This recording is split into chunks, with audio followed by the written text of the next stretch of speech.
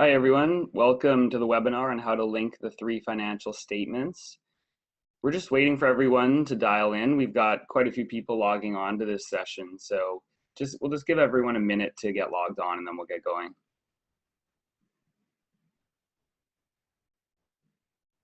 If you have any questions throughout the webinar, you can use the tool for Q&A to ask questions, and some of them I may answer as we go, and the rest I may leave till the end, just sort of depending on the nature of the questions.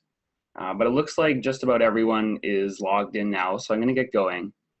Thanks everyone for joining us on how to link the three financial statements in Excel.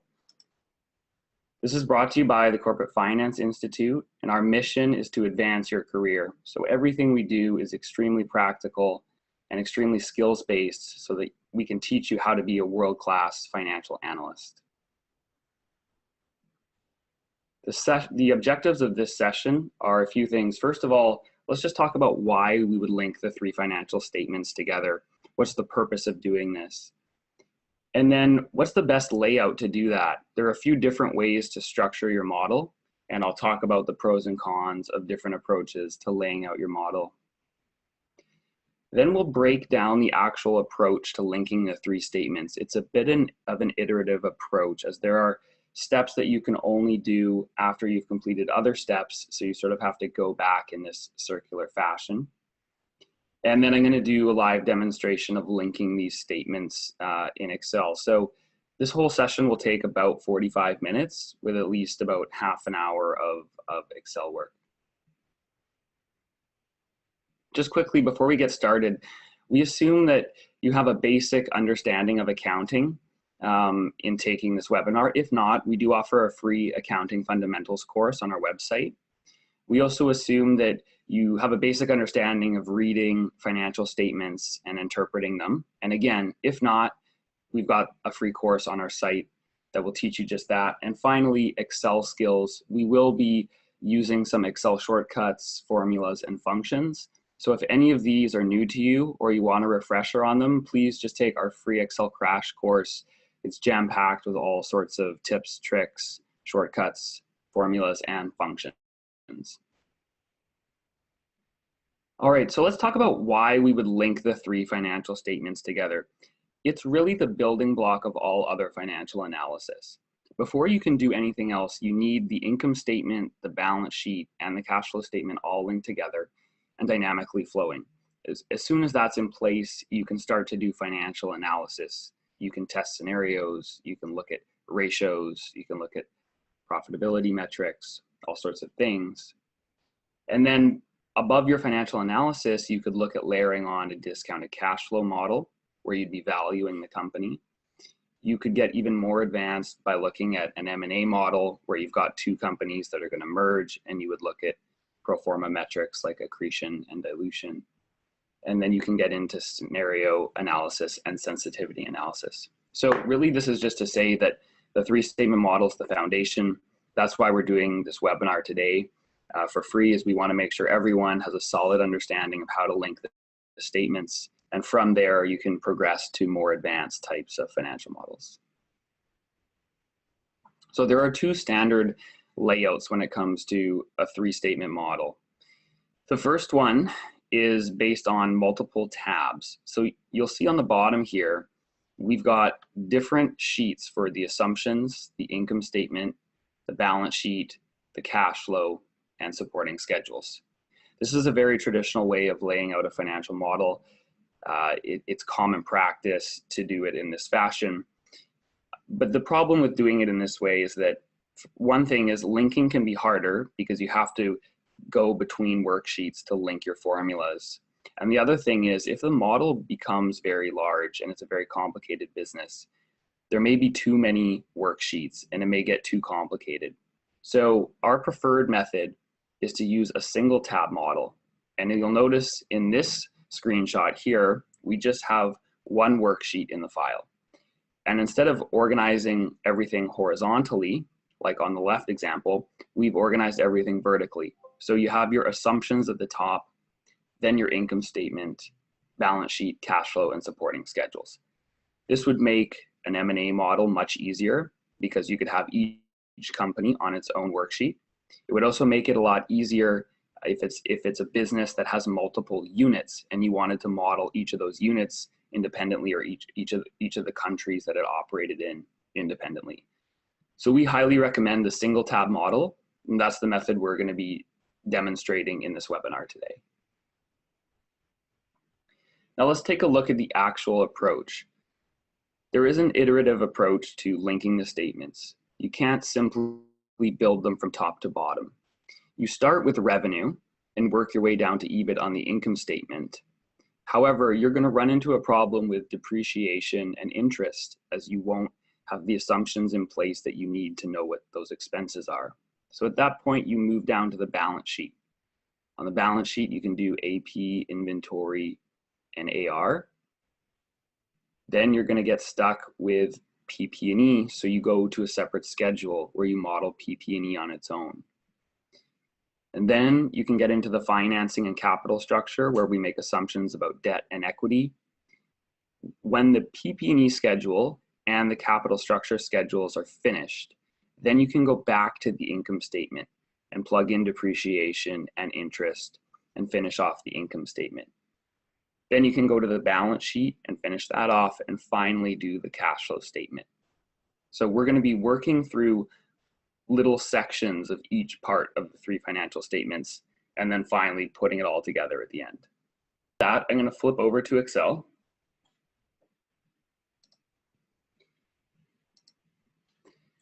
And I trust everyone has received this file in the email that we sent out. If not, please go to your email and check. You should have received a copy of this file.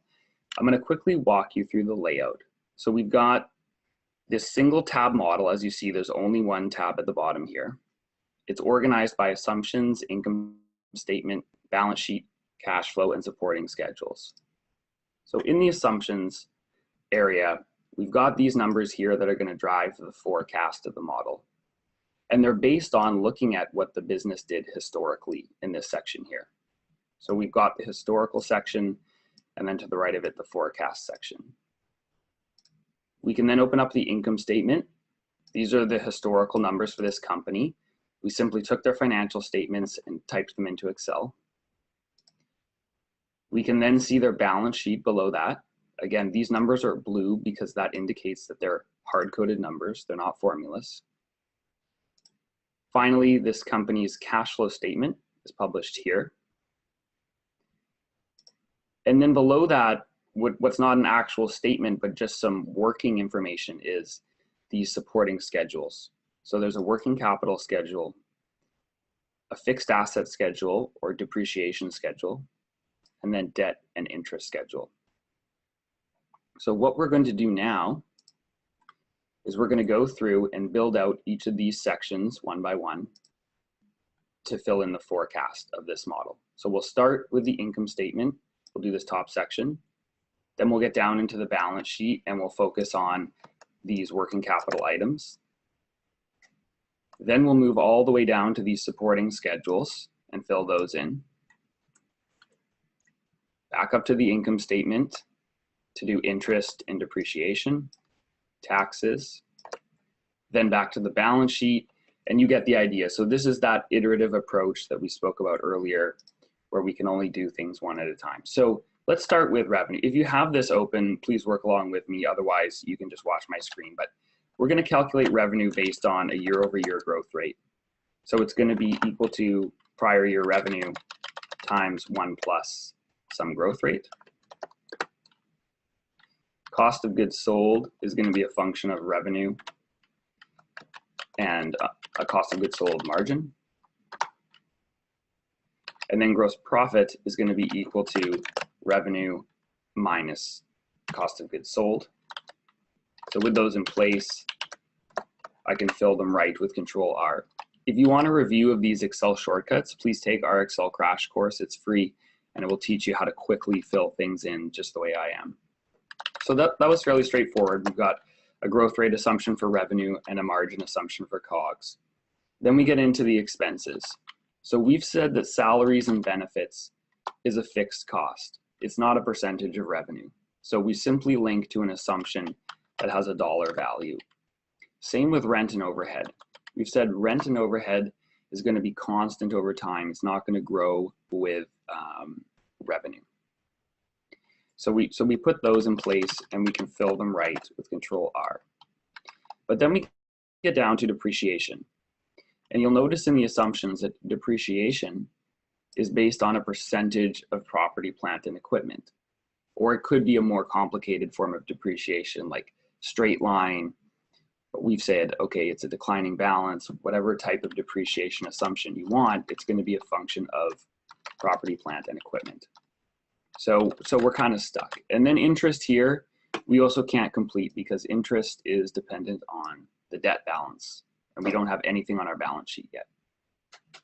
Taxes we also can't do because we don't know what the earnings before tax are.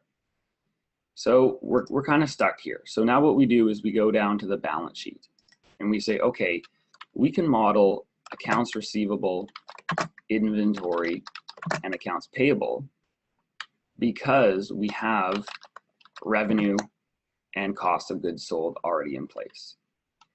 So accounts receivable is simply the percentage of revenue that's left unpaid at the end of the period.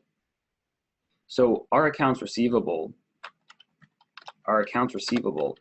is going to be based on revenue multiplied by the assumption we have for the number of days receivable or outstanding divided by 365 to convert it to dollar value. So that would be our accounts receivable at the end of the period. We can also calculate our inventory because we have an assumption about inventory turns, and inventory is a function of cost of goods sold multiplied by the average days that it takes for our inventory to turn over, which in this case we're saying is 73 days, divided by 365. So we multiply the cost of goods sold by the average inventory days and then divide it by 365 to get this dollar value of inventory. So I can fill those right. So just to review this, because it's not the most intuitive, accounts receivable is a function of revenue because we've recognized revenue for this business, but we have not necessarily been paid for all that revenue. And if we have 18 days on average that it takes to receive our revenue as actual payment, then we can multiply revenue by 18 divided by 365. So that's the proportion of the year that's unpaid at the end. For inventory, we do the same thing.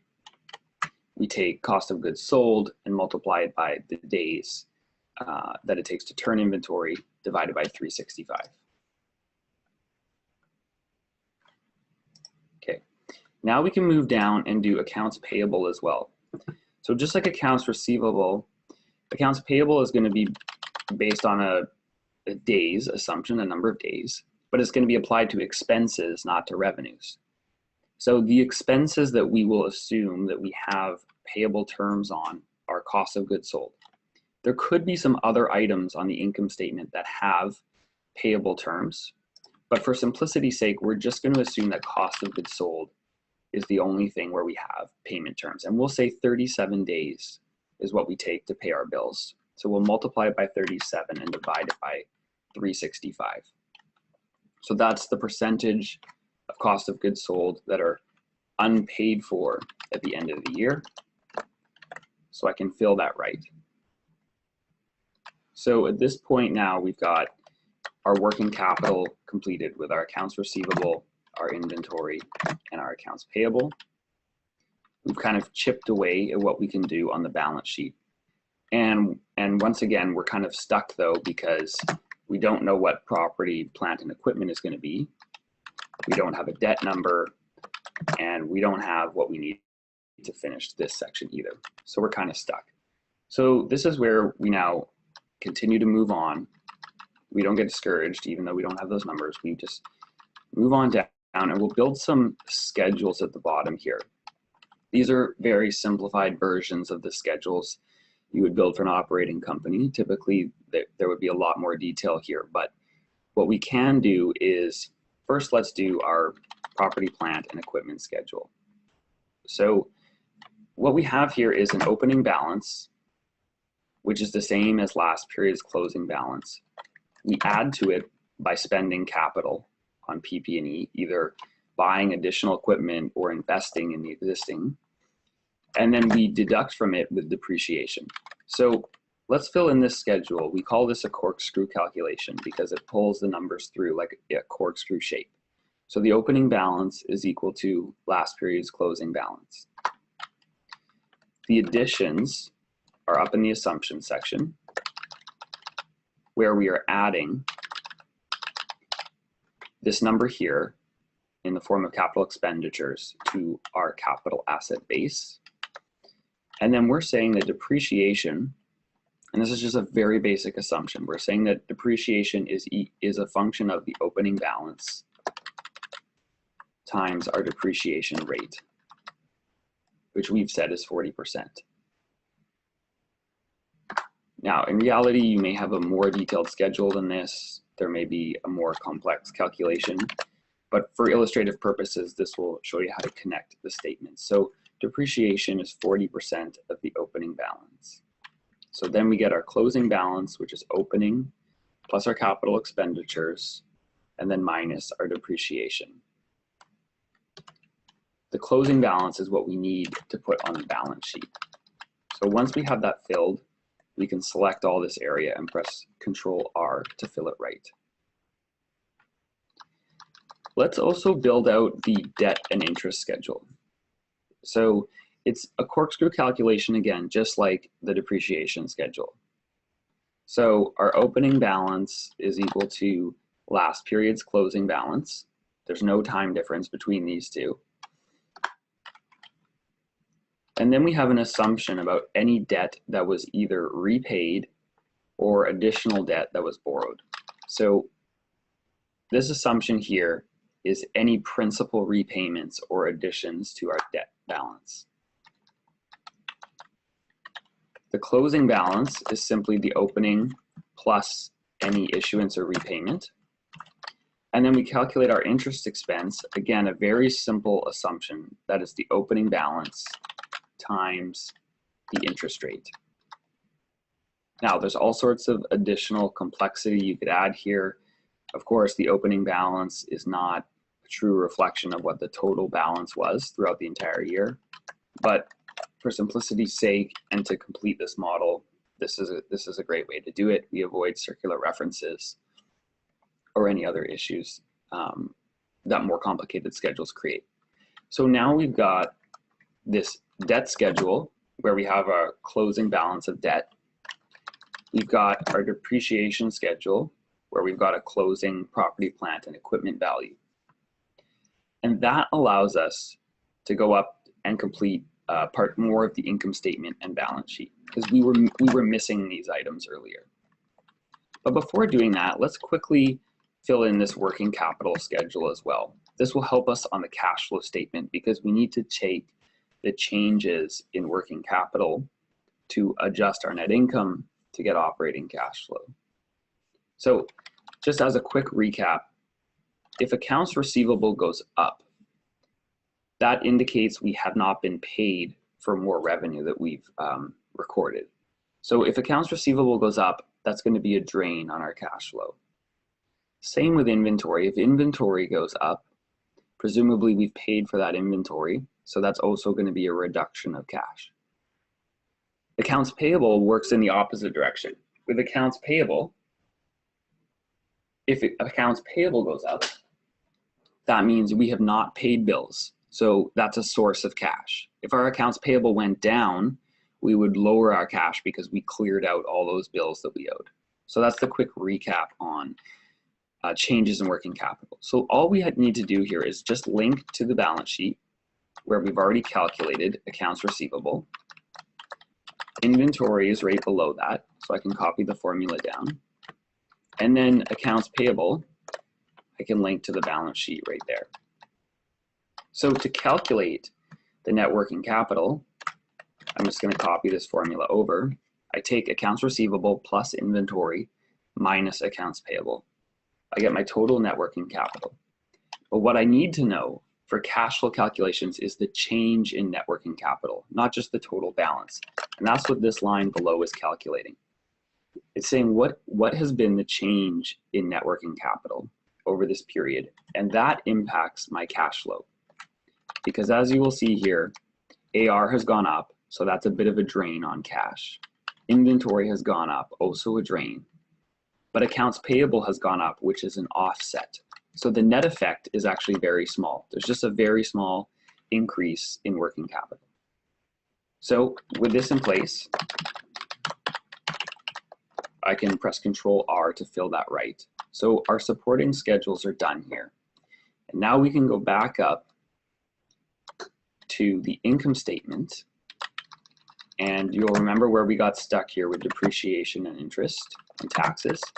Well, now we can fill those in because we have depreciation down in this schedule. So I can go to my depreciation assumption here, J94, and press enter.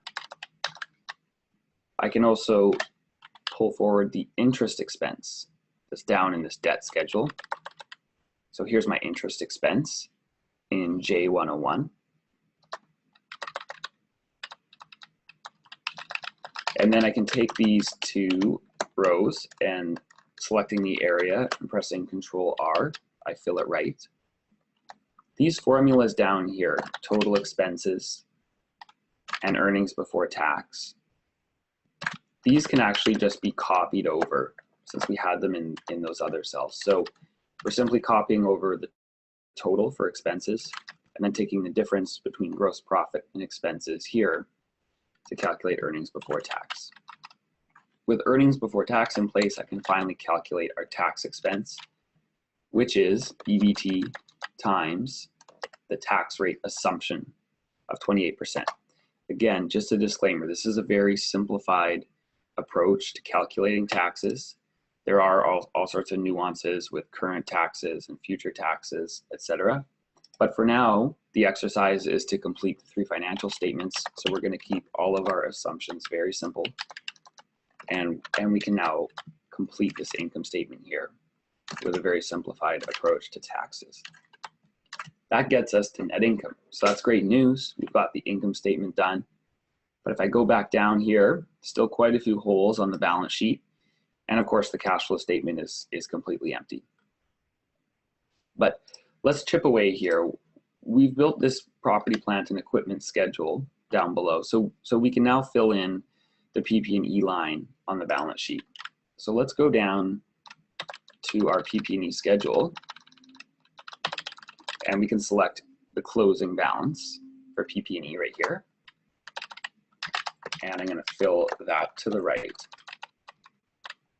With that in place, I'd also like to take this subtotal here of total assets and fill it to the right. So now this is all linked up. Cash is going to be the very last thing we do. This will be our final piece that tells us if the model's working or not. So we're going to save that. But scrolling down here, we know that we've got the debt schedule now. So I can fill in debt.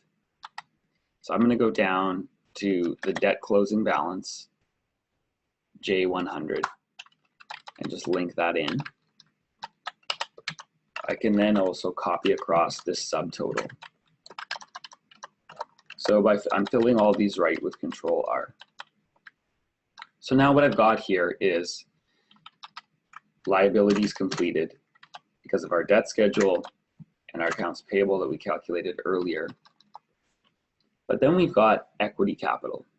So how do we pull this forward? Well, with equity capital, it's going to be sort of like a corkscrew where you've got like a prior period and then a change. So our equity capital is going to be whatever it was in the last period, plus the assumption that we've made at the top here about any equity that's issued or repurchased.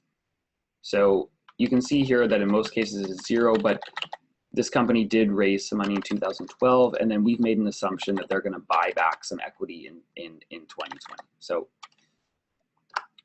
what I can do is link that up, and I can fill it right with Control R, and you'll see that it goes down in 2020 as the company repurchased and retired shares. Okay, retained earnings works in more or less the same way. It's equal to the prior period plus this period's net income.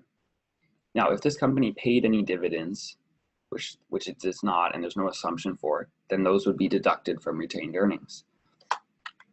But we don't have that assumption in this case. So now I can fill that right. And then finally, I can calculate these subtotals here. So when I do that, I'm gonna copy across this check. This check is in place to see if the balance sheet is balancing or not. I'm gonna fill it across. And of course, we get this error message across the top here that is not balancing. But that's perfectly fine. We know it's not gonna balance. We haven't put in the cash number yet. And our cash number is not gonna be a plug. We're not just gonna make this equal to the number down here so that we can make everything balance.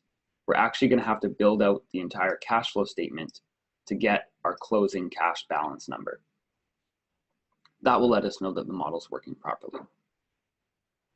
So let's move down to the cash flow statement section here. The cash flow statement is mostly just a linking exercise. We've basically got everything that we need up above. So the first thing we need to do is link our net income or net earnings. That's the starting point for operating cash flow. So we put that in place. We then need to add back any non-cash items. As you know, earnings is not a cash metric, and expenses like depreciation and amortization, stock-based compensation, unrealized gains or losses, there are all sorts of non-cash items, but depreciation and amortization is typically the main one. So I'm going to link to depreciation and amortization, which is the only non-cash expense we have in this simple example. But this is still not quite our cash flow yet, because we need to adjust for changes in working capital. And we built a schedule below so that it's easy to simply take the total change in non-cash working capital, which in this case is 375. So as you recall, 375, really what that represents is the net change from accounts receivable, inventory, and payable that we need to adjust for, because we didn't receive all of our revenue, we bought some inventory, and we didn't pay all of our bills.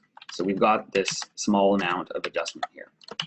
Once that's in place, I can copy this subtotal across, and I'm going to fill the whole thing right with Control-R. So just to make sure it's crystal clear, the reason that we deduct this increase in working capital is that if net working capital has gone up, that means AR and inventory have gone up more than accounts payable. That's a reduction of cash for us, because AR means we haven't been paid, whereas AP means we haven't paid our bills. So it's a reduction of cash. Then we can move on to the investing cash flow. And in this case, it's a fairly simple assumption that our only form of investing is in property, plant, and equipment. And that's found on this line here, J93, where we have our capital expenditures. So then the total cash that's spent on investing, this is a little bit redundant, but this total line is just equal to whatever we spent on property, plant, and equipment. This section could have a lot more detail to it depending on the business. There could be acquisitions of other companies in here. There could be dispositions of assets. There could be all sorts of things, but this is a nice simple example for now.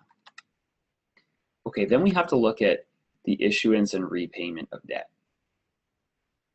So the easiest way to do this is to go to the balance sheet and take the difference in the current period debt and last period debt. Whatever that difference is going to be any increase or repayment of debt. And with equity, it will be the same thing. We'll take our equity capital in this period and subtract our equity capital in the prior period. So that gets us our change in equity. And then we can copy across the subtotal here. So we've got the change in debt, change in equity, If there were dividends paid, the dividends would flow through here. But this company does not have any dividends nor an assumption about dividends. So you'll see what happens here is when debt goes down on the balance sheet, it gets picked up on the cash flow statement. When equity gets repurchased on the balance sheet, it gets picked up on the cash flow statement here. So with all this in place, what we can now do is copy across this formula. This formula is just simply taking the net of these three.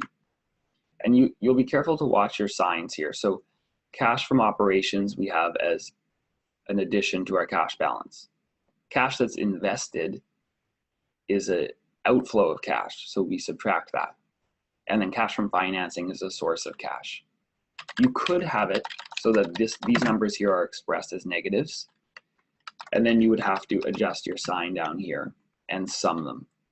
So it doesn't matter which way you do it. I've seen both with many companies, but just be careful of which sign you're using. So then we have our opening balance that gets pulled forward from last year's closing balance of cash. And then this year's closing balance is simply the opening balance, right? The opening balance that came from last period, plus the net increase in cash from this period. And I can copy across this check as well. So with all these formulas in place, I can now go down here and press Control R to fill these right. And let's just take a quick scroll through the model. Now we still have this error message. That's totally fine. That's totally normal. So let's just review what we've done. We've filled in the income statement. We've built all the balance sheet except the cash. We filled in the cash flow statement, and all of the above statements were supported by these schedules here. So we had our depreciation and fixed asset schedule, our debt and interest schedule. And now we sort of have the moment of truth where what we do is we take the cash number here and we link it to, down on the cash flow statement, the closing cash balance. This is where you cross your fingers and you hope it all worked, and you press enter, and yay, then you celebrate, okay, it works. So now you can press Control R to fill all your cash across, and you get super happy because everything balances, it's all live linked, it all works. And best of all, there's no plugs, there's no like forced solution in here. If anything, if any of the formulas were off, it wouldn't balance, it wouldn't work. So this is great news. We've built this together here. Hopefully you've been working along with the example that I sent out, but if not, I will email this out to everyone as well so that you have the solution. And what we can do now is just open it up for questions. If people want to type in questions using the Q&A function, I'm happy to field those questions right now, or you can always email later, and I'm happy to take questions offline. So let's just pause a minute here while people email in some questions.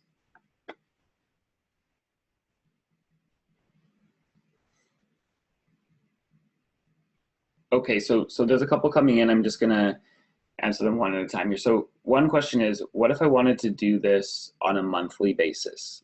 Okay, that's a great question. And we have some monthly cash flow modeling courses as well. And it's very common to do monthly cash flow modeling. So really the only differences would be, first, of course, in the setup, instead of years here, obviously you would have months. I guess that's pretty obvious. But otherwise, it would be the same, except for certain things like accounts receivable, inventory, and payable days assumptions.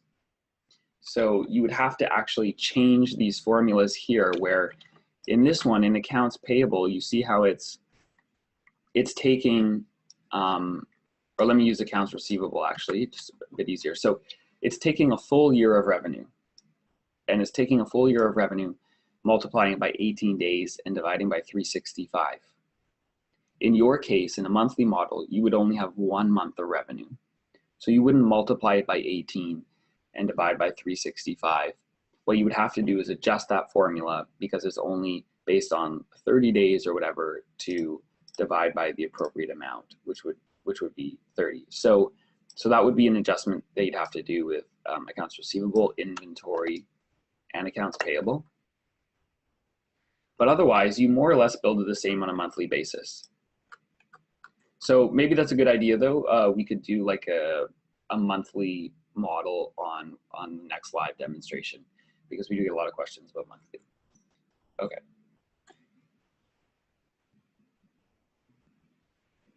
Okay, there's a few more here.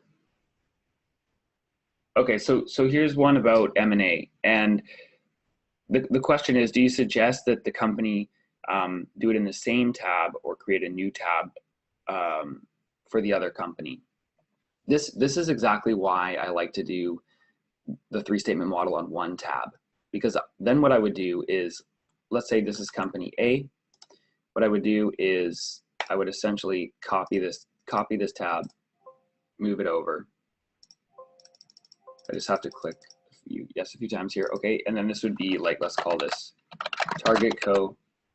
So I would have, you know, our company here, Target Co. here. Of course, all these numbers would change. These would be totally different numbers for the target. And then what you would do is have yet a third tab where you would take the two companies and add them together.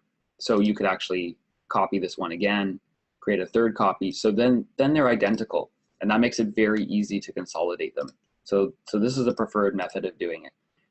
If the businesses are totally different and unrelatable, you won't be able to have the same format. But a lot of times you can actually put them into the same format, and it's very easy then to do an M&A model.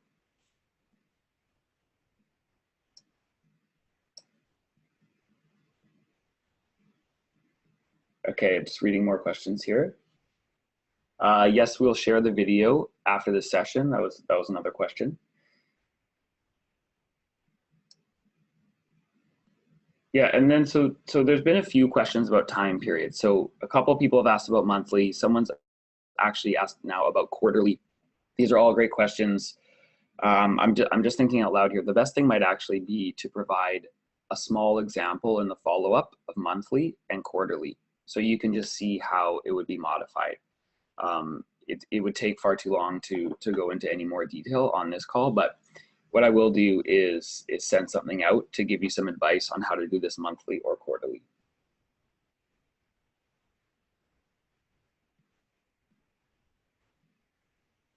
Okay, here's a question about, I guess, auditing the model. The question is, what are some of the biggest discrepancies that lead to forecast misses? So I guess I can think of a couple different things of what that question might be asking. But one thing is, if by discrepancy you mean the model's not working, the model's not balancing, it generally happens from how you calculate changes in accounts on a complex balance sheet. So this is a very simple balance sheet. You know, the current assets are just here, and then the current liabilities are just here. So changes in non-cash working capital, easy to calculate. And then for non-current items, again, it's pretty simple here. But what you would have to do to audit the model is, if you're not getting it to balance, there could be all sorts of other assets and liabilities here, like related to taxes, or related to prepaid or accrued expenses, or minority interests, or all sorts of other things. And you need to very carefully monitor that they're being picked up somewhere in the cash flow statement, that the cash flow statement is truly capturing the changes and everything on the balance sheet. So that would be the biggest. But if the question is about what's the difference between a forecast and like actual results, you would make a sensitivity analysis at the bottom here to see what the model is most sensitive to. But most likely, it's going to be changes in revenue and changes in margin. So those two items will really move the needle. If all of a sudden revenue growth is 10% instead of 5%, it's going to be a huge difference in actual versus forecast. Same thing if this goes down, you know, the number's going to move quite a bit. So if I put this to 0, you know, you can see the net impact there. And if you were to make it 0 all the way across, that actually adds up to quite a big difference. So, you know, that's probably the biggest sensitivity.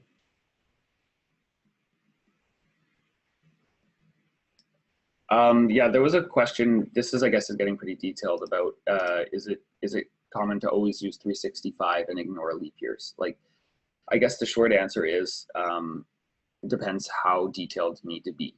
So if you use certain date functions in Excel, Excel will capture leap years for you. Using the date functions, it will actually tell you if it was 365 or 366 days. If you use those functions, instead of dividing by 365 automatically, you could have a formula here or a cell that actually has the days per period, and then you would have, you know, one of the years would have 366, and so you would actually have it flowing through the model with those days laid out there. So you could add that level of detail if you need it. Absolutely. Okay, there's more questions about drip, which I'm happy to take offline. So I will follow up on that with email. It's been exactly 45 minutes now, so I do want to stay true to the time. And thanks everyone for joining us. We had a lot of participants on this call. I'm going to send everyone the completed model, and I'm also going to send out the recording of this video. If you have any further questions, please email learning@corporatefinanceinstitute.com. And thanks everyone so much for joining us. We really appreciate having you on this call. Thank you.